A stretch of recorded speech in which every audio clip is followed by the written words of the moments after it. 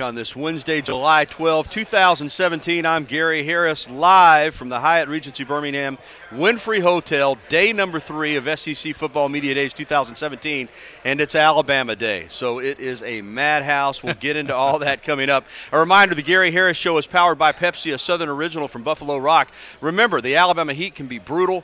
Beat the heat this summer with an ice-cold Pepsi, a Southern original. Well, we're going to get right into it because we've got Gary Stokan from the ChickfilA kickoff game and the ChickfilA Bowl with us, the president. And my goodness, Gary, this is crazy today, but it's going to be crazier in Atlanta when we kick off the season. You've already said, and I'm with you, this is the greatest college football season opening game we've ever seen.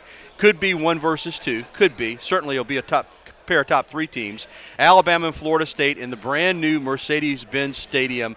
It doesn't get any better than this. Well, and as we were talking earlier, it could be number 1 against number 2, these same 2 teams at the end of the season in the same stadium, in the same city, in the new Mercedes-Benz in the college football playoff. So you couldn't write that script. We're awfully glad. And not only do we have that game, but Georgia Tech, Tennessee on Monday, which is an old SEC rivalry, and we're going to honor Bobby Dodd in that game, which is one of only 3 people in the College Football Hall of Fame as a player and a coach. Played All-American at Tennessee and coached the Georgia Tech National Championship. So, you know, what a weekend to open college football along with our College Football Hall of Fame. It's the greatest year in college football history in Atlanta. Yeah, you've already said it. There's a possibility we could see Alabama, Florida State to start the season in Mercedes-Benz Stadium and to finish the season. This matchup, though, you look at the 2 teams, the quality of the teams, but then you've got the Nick Saban, Jimbo Fisher subplot, their opportunity to face off against each other. Saban is 10-0 against his former assistants. The storylines for this game, outside of the fact that it's just 2 really good football teams, there's plenty of those as well. Well, you think about it.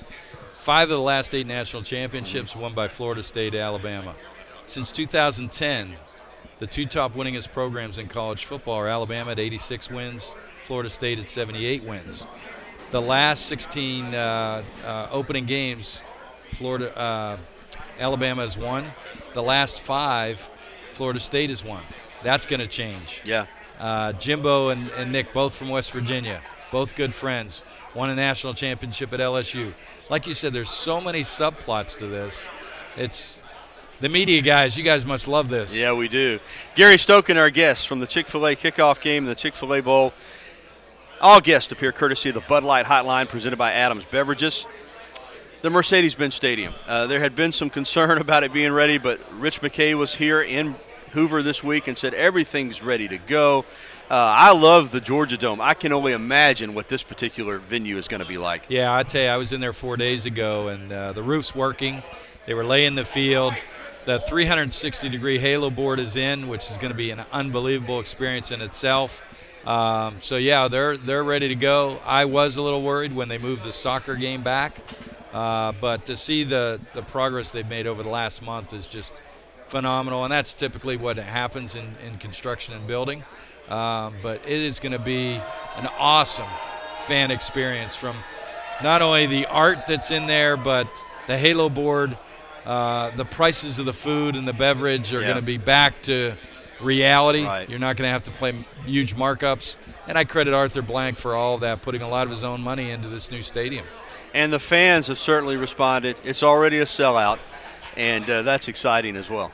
Oh, it's going to be, you know, when you get college football fans, you mentioned in the Georgia Dome, when you put 2 college bands, their fans, split the facility, you know, I don't think there's a better, you know, I know home games and I love home and home matchups, but when you can get half the stadium full of one team and half the other, it just makes for a unique atmosphere. And to be in the new Mercedes-Benz Stadium with number 1 against number 2 is only going to elevate that experience for the fans.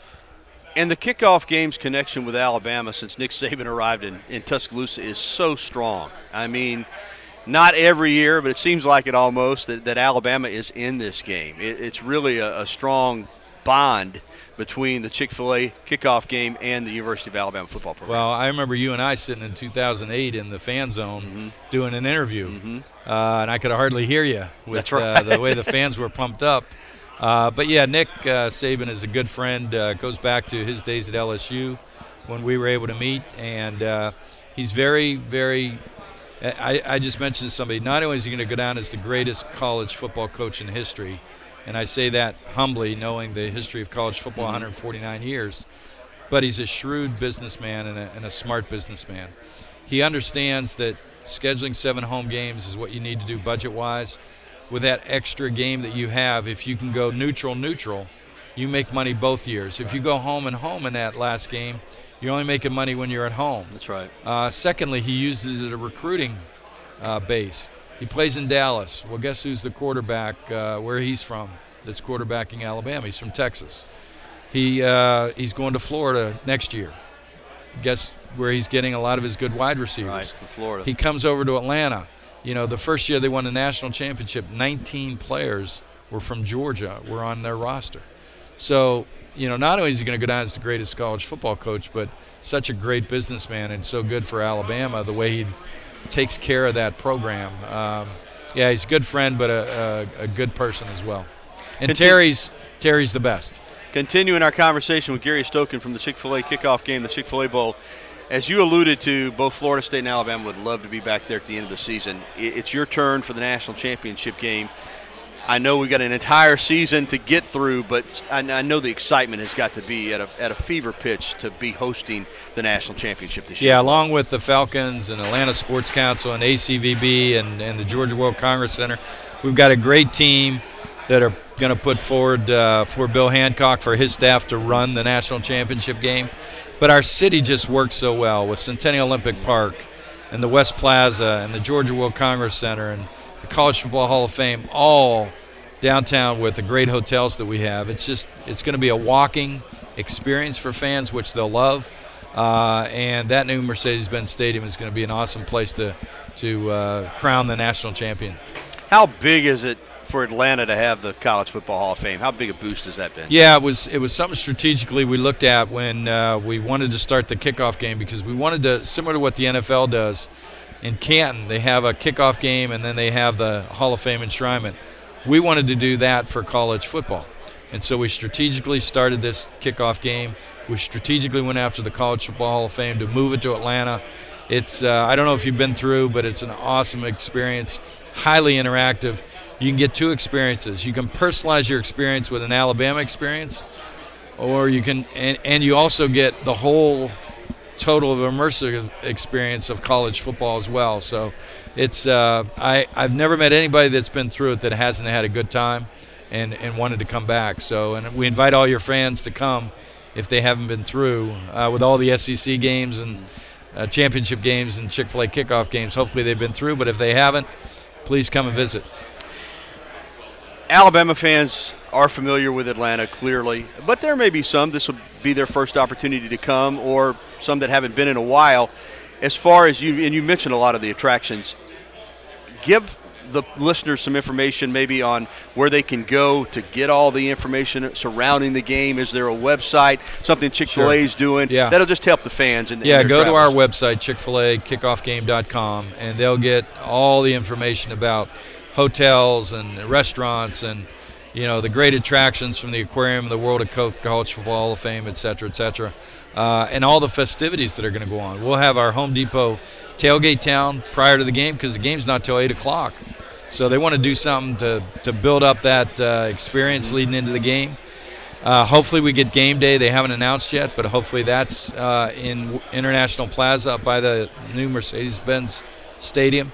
And then we'll have our Coca-Cola fan zone in the Georgia World Congress Center, which will be an immersive experience, and it's in air conditioning. And then Prime Sport will be doing 2 major hospitalities, one for Florida State, one for Alabama. So if you want great food and drink, and those will probably be in Mercedes-Benz Stadium as well. And finally, back to the game. And we've talked about it. I mean, these 2 teams could see each other again in the playoff, possibly in the championship game. I know some of it's good fortune, and Chick-fil-A has been so good at scheduling these games, but to have this type of marquee matchup, somebody's going to lose the game. But because of the rankings of the 2 teams, because it's the first game of the year, I hate to say again, somebody's going to lose, so there will be a loser, but you can make the argument that both these teams, regardless of the outcome, all they have to do is take care of their business the rest of the way. That's exactly right. And both teams are scheduled to be champions of their respective conferences. So if Florida State loses, wins the ACC, and Alabama winds up winning the SEC, this loss is, so to speak, a good loss in the minds of the CFP committee, which is what I love about our new system versus the old BCS system. So, I think in Alabama losing this game, winning the SEC, and Florida State winning the ACC puts Alabama in the college football playoff, and vice versa for Florida State. So there's no downside. I give Jimbo Fisher and Nick Saban all the credit in the world, because wanting to play in this type of game is respective of what they expect of their programs and their kids. They want their kids to play at the most competitive level they can, and this is going to be it, the first game of the season in the GOAT game. And finally, you mentioned it, Nick Saban's a smart businessman.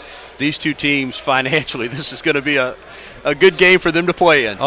Financially, it's a win. For the fans, they got 30,000 tickets, so there's a lot of Alabama and Florida State people that are going to be in there.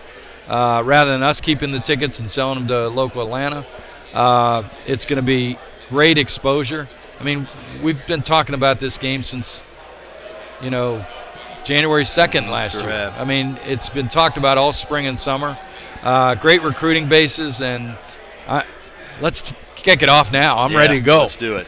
Enjoyed visiting with you, Gary. Thanks so much for having us. September we look forward 2nd, to hosting you in Atlanta. 7 o'clock Central, 8 o'clock Eastern on ABC, Florida State and Alabama, the greatest season opener in the history of college football. I appreciate it. Thanks so much. Good to see you. Appreciate it.